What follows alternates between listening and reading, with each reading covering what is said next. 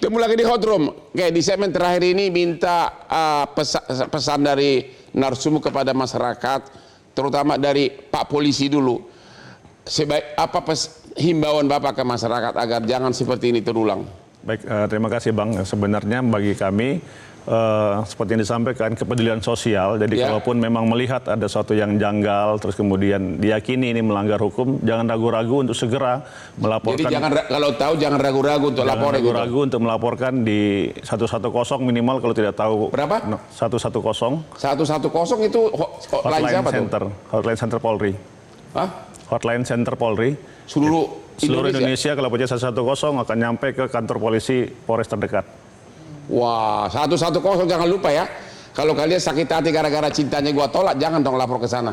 Kalau Polres Jakarta Pusat nggak ada, Polda Jabar nggak ada, Polda Jakarta nggak ada. Setiap kita baca 110 itu akan sambung ke kantor polisi terdekat. 110 ya, ingat itu 110. Dimanapun. Ya, Pak Prof, apa saran Bapak untuk masyarakat agar jangan terulang lagi seperti ini? Saya justru mau saran kepada lawyernya ini. Ya. Jadi KUHP yang baru ini kan lebih mengarah kepada perlindungan terhadap korban juga. Ya. Jadi jangan cuma tujuannya memenjarakan, tetapi memulihkan keadaan semula.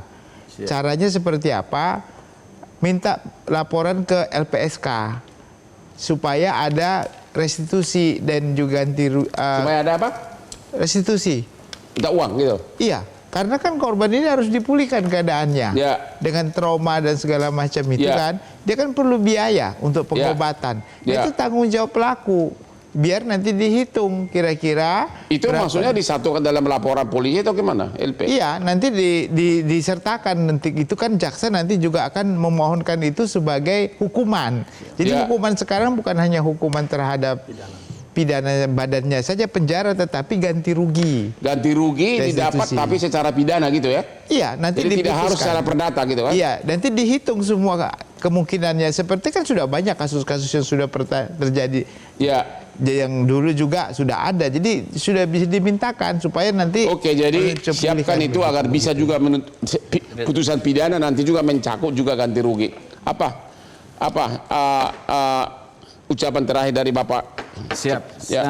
Kami banyak berterima kasih atas dukungan Bapak Presiden tadi, Bapak Presiden Prabowo dan Bapak Kapolri mendukung dan Maksudnya mendukung apa? Untuk penindakan para pelaku tindak kejahatan ini. Bukan khusus kasus ini kan? Bukan. Jadi segera ditindak ya, diproses secara hukum melalui staf khusus Pak Said Iqbal tadi mendatangi kita. Pak Said Iqbal dari staf kepresidenan untuk ketenaga kerjaan. Oke. Nah, jadi kami pun berterima kasih kepada Spasi Solidaritas Pembela Advokat Seluruh Indonesia LBH-nya. Berterima kasih kepada Dewan Adat Dayak LBH DAD dan Majelis Adat Dayak Nasional yang ikut berpartisipasi mendukung kami karena kami pro bono memberikan bantuan hukum cuma-cuma untuk para korban ini, Bapak. Terima kasih. Ibu Devi? Ya, aparat tidak mungkin hadir di rumah kita 24 atau 26 jam. Oleh karenanya masyarakat justru jadi sensor sosial pertama. Korban itu tidak butuh orang yang paling kuat, tapi korban butuh paling nggak ada satu aja orang yang peduli. Oleh karenanya keamanan itu bukan hanya lahir dari penegakan hukum, tapi justru dari kuatnya kepedulian sosial kita. Kepedulian sosial. Menurut Anda kepedulian itu sudah berkurang berapa persen sekarang ini? Luar biasa karena kita sudah terbiasa hanya jadi penonton. Ingat kehidupan bukan hanya layar ini. Jadi sudah saatnya kepo kita terhadap mantan, kepo kita terhadap artis dialihkan kepada kepo kasih sayang sosial. Kepo terhadap artis, kepo terhadap apa lagi? Kepo semuanya. Kepo terhadap mantan. Yes. Dialihkan energinya untuk kita saling merangkul karena hanya masalah waktu kita akan membutuhkan bantuan. Sekarang infotainment kepo terhadap apa ya? Ada orang mengatakan toko dia 2.000, itu aja yang disorot terus. Tapi kan itu laku, itu yang laku dijual, Bu. Betul, karena kan ini yang disebut dengan attention ekonomi perhatian. Orang yang punya banyak cara membuat orang melihat dia, itu cuannya luar biasa. Tapi aku nggak cuan, aku itu kasus apapun di Indonesia ini semua wartawan sama infotainment datang ke saya. Dulu waktu masih belum terkenal, ya doyan banget. Sekarang udah menjauh malah. Ya. Mari kita tiru Bang Hotman. Dan sekarang terima kasih kepada beliau, ada yang mencontoh Hotman 911. Yes. Kami sudah nangani ribuan dan besok ada kasus besar banget. Yang lebih besar dari kasus YTR. Akan hadir di Mabes Polri dengan mobil ambulans dari korban, ada di akun saya. Jam 1.30 di Mabes Polri melaporkan ya seorang oknum aparat. Sampai dikasih macam-macam lah, sangat kejam, lebih kejam dari yang itu. Itu kasus kedua dalam bulan ini masuk dari Hotman. Ibunya datang ke kita sampai nangis-nangis. Ada di akun saya juga. Jadi sudah banyak, waktu saya itu banyak benar habis untuk itu. Akhirnya padahal klien saya kan banyak banget. Karena kita kalau bela begitu bukan berarti gratis, kita yang bayar. Kayak misalnya kasus di Batam yang itu loh yang dituduh tahun narkoba 20 tahun, ya kan? Ya kan, yang tahun narkoba 2 tahun, baru 3 hari, ya kan, yang di Batam itu loh. Cipandi waktu datang ke Komisi 3 mengadu, yang bayar tiketnya gue. Alhamdulillah. Kasus di Mataram, di mana seorang cowok pacaran di pantai, ceweknya terbunuh, dia luka habis. Jadi nggak ada saksi sama sekali, ya. Semua tiketnya kita yang bayar. Alhamdulillah. Tapi orang tuanya miskin. Ibu Mandurung, Joyce Mandurung, ada pesan terakhir? Ya, pastinya perlu pendampingan psikologis bagi para korban. Lalu yang kedua, pembentukan perilaku itu berasal dari rumah. Ya.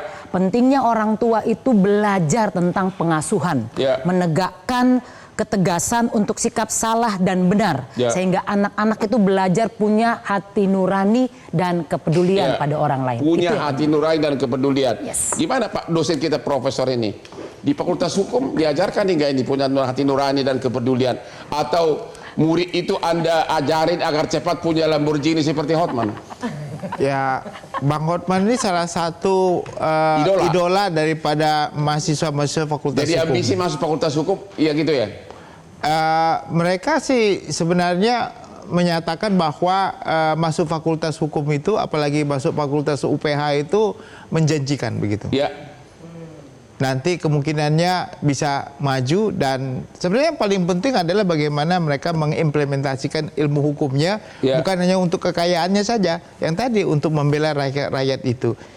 Kalau mereka masih muda, punya semangat idealisme tinggi. Cuma masalahnya kalau sudah seperti Pak Hotman, tentu beda lagi nanti harapan-harapannya begitu. Beda lagi ya. Oke, kita akhiri kita punya diskusi malam ini. Sebagai kesimpulannya, ingat apa kata profesor dosen hukum di universitas di Amerika, kalau kau sebagai anggota masyarakat tidak peduli atas pelanggaran di sekitar kamu yang korbannya orang lain, pada saat kau jadi korban tidak ada yang peduli sama kamu. Inilah Hot Room, ketemu lagi setiap hari Rabu jam 9 malam. Mari kita ke depan. Jelajahi cara baru mendapatkan informasi. Download Metro TV Extend sekarang.